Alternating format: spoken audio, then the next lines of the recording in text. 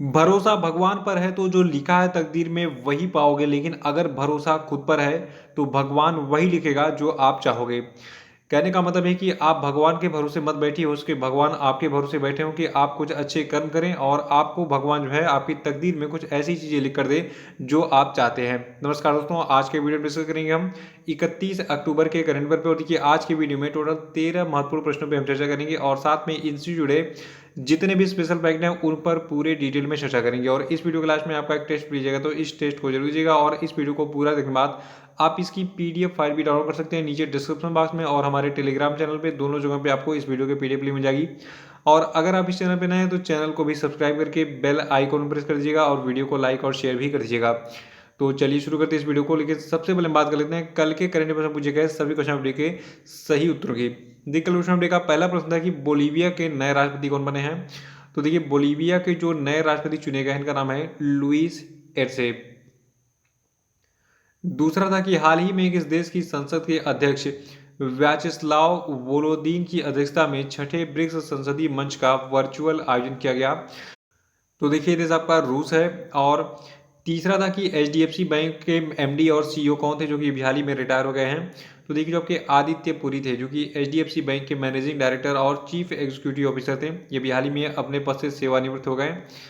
और चौथा था कि हाल ही में किस स्थान पर भारत और अमेरिका के 2+2 मंत्री स्तरीय संवाद का आयोजन किया गया। तो देखिए ये प्लेस आपका रहा नई दिल्ली। और पांचवा था कि हाल ही में किस राज्य सरकार ने प्रत्येक जिले में मानव तस्करी विरोधी पुलिस स्टेशन बनाने की घोषणा की है। तो देखिए ये घोषणा भी हाल ही में उत्तर प्रदेश में उत्तर प्रदेश के मुख्यमंत्री योगी आदित्यनाथ ने की थी। और आज के करंट अफेयर का पहला प्रश्न है कि हाल ही में किस राज्य के मुख्यमंत्री ने धरड़ी नामक एक पोर्टल को लॉन्च किया है। तो देखिए इस धरड़ी नामक पोर्टल को लॉन्च किया है तेलंगाना की सरकार ने। देखिए जो तेलंगाना के मुख्यमंत्री इनका नाम है के चंद्रशेखर राव और इन्होंने अभी हाल ही में 29 अक्टूबर 2020 को भूमि और संपत्ति पंजीकरण के लिए धरड़ी पोर्टल को लॉन्च किया है। और इस धरड़ी पोर्टल की खास बात क्या है, देखिए आपने देखा होगा जमीन की रजिस्ट्री वगैरह होती है, कभी कभी क्या होता है विवादित जमीन की भी रजिस्ट्री हो जाती है और जो कस्टमर होता है जमीन लेने के बाद वो बेचारा फंस जाता है। तो इन्हीं सबसे बचने के लिए जो है इस पोर्टल को लॉन्च किया गया है जिसका नाम है धरड़ी। और इस पोर्टल का उद्देश्य है पंजीकरण प्रक्रिया में, यानी कि जमीन की जो पंजीकरण की प्रक्रिया है इसमें खामियों को कम करना। और देखिए अब जो लोग हैं ये जो है धरड़ी पोर्टल तथा व्यक्तिगत रूप से जो आपका राजस्व विभाग का कार्यालय होता है वहां पर पहुंचकर अपनी जमीन का पंजीकरण करवा सकेंगे, यानी कि कार्यालय में जाकर भी कर सकते हैं और आप जो है इस धरड़ी पोर्टल का उपयोग करके भी जो है अपने जमीन का पंजीकरण करवा सकते हैं। तो धरड़ी पोर्टल किसने लॉन्च किया है, तेलंगाना की सरकार ने। और तेलंगाना जो है देखिए इसकी कैपिटल हैदराबाद है। तेलंगाना के गवर्नर है टी सौंदरराजन और तेलंगाना के मुख्यमंत्री हैं के चंद्रशेखर राव। दूसरा प्रश्न है कि मध्य प्रदेश के किस शहर में प्लास्टिक प्रीमियर लीग टूर्नामेंट खेला गया। देखिए ये अपनी तरह का एक अलग ही टूर्नामेंट है, प्लास्टिक प्रीमियर लीग यानी कि पीपीएल। देखिए जो आपका ये प्लास्टिक प्रीमियर लीग है अभी हाल ही में मध्य प्रदेश के इंदौर में आयोजित किया गया था। और अभी हाल ही में एकल उपयोग वाले यानी कि जो सिंगल यूज वाले प्लास्टिक होते हैं, तो एकल उपयोग वाले प्लास्टिक से मुक्त करने के लिए इंदौर शहर को जो है इंदौर में जो है एक अनोखा प्लास्टिक प्रीमियर लीग टूर्नामेंट खेला गया था। और इंदौर के बारे में आपको बता दूं, देखिए इंदौर जो है ये स्वच्छता के मामले में पूरे भारत में नंबर 1 है। इंदौर स्वच्छता के संबंध में जो है अभिनव प्रयासों के लिए अपने जाना जाता है क्योंकि ये नए नए प्रयास करता रहता है ताकि शहर को सबसे स्वच्छ शहर बनाया जा सके। देखिए इंदौर को अब तक टोटल 4 बार जो है भारत के सबसे स्वच्छ शहर के रूप में सम्मानित किया जा चुका है। और जो आपका ये प्लास्टिक प्रीमियर लीग है आइए थोड़ा सा इसके बारे में हम डिटेल में जान लेते हैं। देखिए जो आपका प्लास्टिक प्रीमियर लीग है तो ये जो प्रतियोगिता है इसके लिए 4 टीमों का गठन किया गया हाल ही में। और आपको बता दूं जो आपका इंदौर का नगर निगम है तो इसके 19 क्षेत्रों को इन 4 टीमों में विभाजित किया गया है। और इस प्लास्टिक प्रीमियर लीग प्रतियोगिता के लिए जो है जो टीमें होंगी उनको नगर पालिका कार्यकर्ताओं 5 वाहनों द्वारा प्लास्टिक इकट्ठा करने के लिए प्रदान किया गया है। देखिए बता दूं जो आपका ये प्लास्टिक प्रीमियर लीग है ये 45 दिवसीय प्रतियोगिता है। और इस 45 दिवसीय प्रतियोगिता में सबसे अधिक सिंगल यूज प्लास्टिक यानी कि एकल उपयोग वाले जो प्लास्टिक हैं उनको एकत्र करने वाली जो टीम होगी इसको जो है पीपीएल ट्रॉफी से सम्मानित किया जाएगा। तो कंफ्यूज मत होइएगा, आपको लग रहा हो कि ये क्रिकेट से संबंधित है पीपीएल, लेकिन ये पीपीएल जो है ये क्रिकेट संबंधित नहीं है। पीपीएल एक 45 दिवसीय प्रतियोगिता है जो कि अभी हाल ही में इंदौर नगर निगम ने स्टार्ट किया है। और इस 45 दिवसीय प्रतियोगिता में सबसे अधिक जो सिंगल यूज प्लास्टिक इकट्ठा करेगा तो उस टीम को जो है पीपीएल ट्रॉफी से सम्मानित किया जाएगा। और मध्य प्रदेश के बारे में बात कर लेते हैं। देखिए मध्य प्रदेश की राजधानी भोपाल है और मुख्यमंत्री हैं शिवराज सिंह चौहान। और देखिए अभी हाल ही में मध्य प्रदेश की जो राज्यपाल थे लालजी टंडन, इनका निधन हो गया था। तो उसके बाद जो है जो उत्तर प्रदेश की राज्यपाल हैं आनंदीबेन पटेल, इनको मध्य प्रदेश राज्य के राज्यपाल का जो है अतिरिक्त प्रभार दिया गया था। और तीसरा प्रश्न है कि भारत सरकार के नए मुख्य सूचना आयुक्त कौन नियुक्त किए गए हैं। तो देखिए अभी हाल ही में यशवर्धन कुमार सिन्हा को बनाया गया है भारत सरकार का नया मुख्य सूचना आयुक्त। और देखिए जो कि यशवर्धन कुमार सिन्हा है ये इस पद पर विमल जुल्का का स्थान लेंगे। तो यशवर्धन कुमार सिन्हा बन गए हैं भारत सरकार के नए मुख्य सूचना आयुक्त, इसको नोट कर लीजिएगा। देखिए यहाँ पे हमने मुख्य सूचना आयुक्त की बात की है, ना कि सूचना आयुक्त की। देखिए एक अपॉइंटमेंट हुआ है उदय माहुरकर का, इनको बनाया गया है भारत सरकार का सूचना आयुक्त। ठीक है, तो सूचना आयुक्त बनाए गए हैं उदय माहुरकर और मुख्य सूचना आयुक्त बनाए गए हैं यशवर्धन कुमार सिन्हा। देखिए जबकि उदय माहुरकर हैं ये जो है एक मराठी पत्रकार हैं। और जो आपका ये केंद्रीय सूचना आयोग है, तो देखिए केंद्रीय सूचना आयोग की स्थापना 12 अक्टूबर 2005 को की थी और इसका मुख्यालय नई दिल्ली में स्थित है। चौथा प्रश्न है कि जापान ने किस वर्ष तक शून्य कार्बन उत्सर्जन प्राप्त करने का लक्ष्य रखा है। तो देखिए जापान ने कहा है कि हम 2050 तक जो है शून्य कार्बन उत्सर्जन का लक्ष्य प्राप्त कर लेंगे। देखिए कार्बन उत्सर्जन की बात हो रही है, तो देखिए एक एग्जाम है यूपीपीएससी वालों को पता नहीं क्या हो गया है, ये बाहर वाले की प्रश्न पूछते हैं कि दुनिया का सबसे बड़ा कार्बन उत्सर्जक देश कौन सा है। तो देखिए ये देश आपका चाइना है। ठीक है, तो चीन यानी कि चाइना जो है ये दुनिया का वर्तमान में सबसे बड़ा कार्बन उत्सर्जक देश है। देखिए चीन की एक खास बात यह है, चीन जो है ये मैन्युफैक्चरिंग का काम बहुत ज़्यादा करता है। देखिए जितने भी दुनिया की कंपनियां, बड़ी कंपनियां हैं, चाहे अमेरिका ही हो, वो अपने पार्ट्स और पुर्जे जो है ये चीन में ही बनवाते हैं। देखिए चीन की पॉपुलेशन बहुत ज़्यादा है, वहाँ पर लेबर सस्ता पड़ता है और चीन में थोड़ा सा टेक्नोलॉजी भी एक तरीके से कहा जाए चीप और बेस्ट तो नहीं कहा जा सकता, चीप पड़ती है। तो कम पैसे में कम लागत में प्रोडक्ट वहाँ पे तैयार होता है। जो चीज़ अपने इंडिया में 10 रुपये में तैयार होगा, वो चीन में जो है वहाँ पे इतना लेबर चार्ज कम है कि वो 3 रुपये में ही तैयार हो जाएगा। तो ऐसे विभिन्न देशों में भी है। तो चीन में इसीलिए जो है प्रोडक्शन बहुत ज़्यादा होता है। प्रोडक्शन होगा तो फैक्ट्रियाँ लगेंगी, फैक्ट्रियाँ कारखाने लगेंगे, तो वहाँ पे क्या होगा, कार्बन का उत्सर्जन बढ़ेगा। क्योंकि फैक्ट्रियों में देखिए कच्चे माल को पक्का बनाने में जो है वहाँ पे फैक्ट्रियों की ज़रूरत पड़ती है। फैक्ट्रियों में जो है मतलब वहाँ पे आग वगैरह जलती है, कोयले का उपयोग करते हैं लोग, तो इसीलिए वहाँ पे धुआं वगैरह निकलता है, कार्बन का उत्सर्जन इसलिए बढ़ जाता है। तो ये मैंने आपको इसलिए बता दिया क्योंकि इससे आपके दिमाग में हमेशा के लिए याद हो जाएगा कि चीन जो है ये दुनिया का सबसे ज़्यादा कार्बन उत्सर्जन करने वाला देश है। देखिए हम बात कर रहे थे जापान की, 2050 तक जापान ने जो है शून्य कार्बन उत्सर्जन का लक्ष्य रखा है। जापान की राजधानी टोक्यो है, जापानी मुद्रा है जापानी येन और यहाँ के जो अभी हाल ही में नए प्रधानमंत्री बने हैं इनका नाम है योशिहिदे सुगा।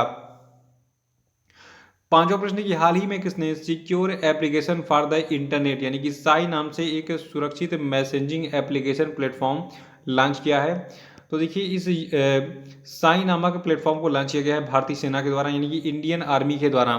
देखिए आपने अभी खबरों में सुना होगा कि व्हाट्सएप के माध्यम से जो हमारे मैसेजेस हैं वो लीक हो रहे थे इंडियन आर्मी के जवानों के, उसको बहुत सारे लोग हैक वगैरह कर ले रहे थे। तो इसी को देखते हुए एक सुरक्षित जो है मोबाइल एप्लीकेशन जिसका नाम साई है यानी कि secure application for the internet है, इसको लॉन्च किया गया है। ये एप्लीकेशन जो है आपको एंड टू एंड सुरक्षित वॉइस कॉल, टेक्स्ट और वीडियो कॉलिंग की सेवा देगा। यानी कि जैसे टेलीग्राम, व्हाट्सएप पे आप जो भी काम कर लेते हैं वो सारी सुविधाएं इस साई यानी कि secure application for the internet में मिलेंगी। और इसको लॉन्च किसने किया है, भारतीय सेना यानी कि इंडियन आर्मी ने। छठा प्रश्न की हाल ही में डैनियल मेनेगर का निधन हो गया, ये कौन थे। तो देखिए जबकि डैनियल मेनेगर हैं ये एक लेखक थे यानी कि राइटर थे और इनकी कुछ प्रसिद्ध पुस्तकें मैं आपको बता रहा हूँ, उसको नोट कर लीजिएगा।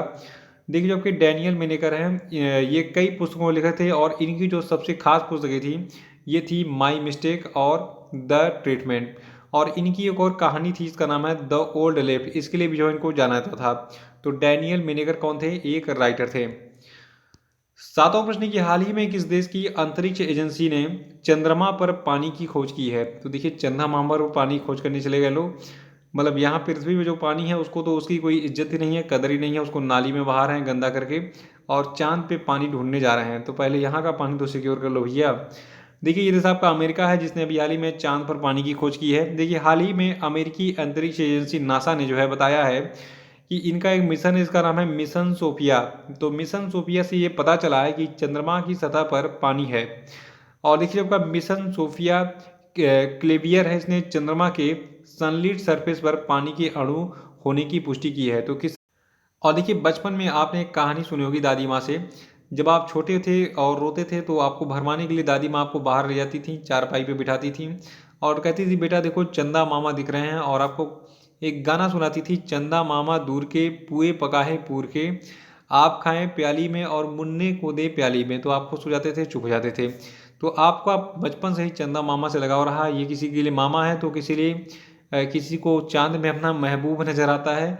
तो बहुत सारे इमेजिनेशंस हैं लोगों के, किसी को चांद में महबूब नज़र आता है, किसी में चंदा मामा नज़र आते हैं। तो हम बात कर रहे हैं चंद्रमा की। जब आप छोटे थे तो आपने देखा होगा कि आपकी दादी जो चंद्रमा का सरफेस आपको दिखाती थी, ठीक है, वहाँ से लिंक करते हैं। तो जो चंद्रमा का सरफेस हमें दिखता है, तो देखिए चंद्रमा में बहुत सारे ऐसे यहाँ पे देखिए बहुत सारे ऊंच खाल और जो भी है मतलब छोटी बड़ी संरचनाएं आपको दिखती थी और अभी भी दिखती हैं, ऐसा नहीं चेंजेज हो गया है। कभी कभी तो ऐसा लगता था कोई औरत यहाँ पे बैठ के वो आटा गूंथ रही है।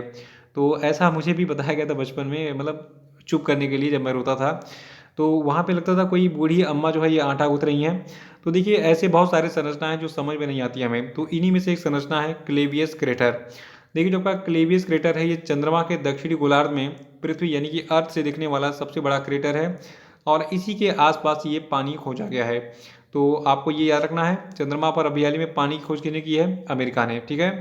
कहाँ पर? जो आपका सनलिट सरफेस है वहाँ पर जो है चंद्रमा पर जो है पानी के अणु अभी हाल ही में पाए जाने की पुष्टि की गई है।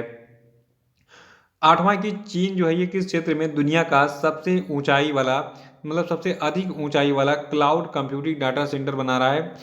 तो देखिए जो आपका चीन है ये तिब्बत में बना रहा है दुनिया का सबसे अधिक ऊंचाई वाला क्लाउड कंप्यूटिंग डाटा सेंटर। देखिए जो चीन जो आपका है तिब्बत में दुनिया का सबसे ऊंचाई वाला क्लाउड कंप्यूटिंग डाटा सेंटर बना रहा है और ये डाटा सेंटर जो है ये चीन और कुछ अन्य दक्षिण एशियाई देशों जैसे कि नेपाल, बांग्लादेश और पाकिस्तान की डाटा भंडारण जरूरतों को पूरा करेगा। और नवा प्रश्न है कि हाल ही में केंद्रीय मंत्रिमंडल ने भारत और किस राष्ट्र के बीच में स्वास्थ्य और चिकित्सा के क्षेत्र में समझौते ज्ञापन पर हस्ताक्षर करने को मंजूरी दी है? तो देखिए जो आपका केंद्रीय मंत्रिमंडल है इसने भी हाल ही में जो आपका कंबोडिया देश है तो भारत और कंबोडिया के बीच में स्वास्थ्य और चिकित्सा के क्षेत्र में समझौते ज्ञापन पर हस्ताक्षर को मंजूरी दी। और जो भारत का केंद्रीय मंत्रिमंडल है देखिए इसने 29 अक्टूबर 2020 को स्वास्थ्य और चिकित्सा के क्षेत्र में सहयोग का विस्तार करने के लिए भारत और कंबोडिया के बीच में एक समझौते ज्ञापन पर हस्ताक्षर किया था। देखिए जो आपका कंबोडिया देश है तो कंबोडिया जो है ये इसकी कैपिटल है नॉम पेन और कंबोडिया की करेंसी है कंबोडियन रियल और कंबोडिया की जो पॉपुलेशन है आपकी है 1.62 करोड़। 10वां प्रश्न की हाल ही में पुरुष वर्ग में 100 मीटर के विश्व चैंपियन क्रिस्टियन कोलमैन पर जो है डोपिंग नियंत्रण से जुड़े 3 नियमों का उल्लंघन करने के लिए कितने सालों का प्रतिबंध लगाया गया है? तो देखिए आपके क्रिस्टियन कोलमैन है ये एक अमेरिकी धावक हैं और इन पर अभी हाल ही में 2 सालों का प्रतिबंध लगाया गया है। देखिए जो आपके अमेरिकी धावक हैं क्रिस्टियन कोलमैन, इनको जो है मई महीने में जो है अस्थायी तौर पर निलंबित कर दिया गया था, लेकिन अभी हाल ही में इनको परमानेंटली 2 साल के लिए प्रतिबंधित कर दिया गया है क्योंकि 2019 की बात है।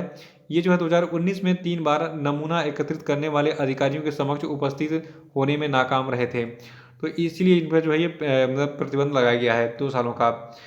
और 11वां प्रश्न है कि हाल ही में भारत ने मध्य एशिया के लिए जो है विकास परियोजनाओं के लिए लाइन ऑफ क्रेडिट का कितना विस्तार करने का निर्णय लिया है?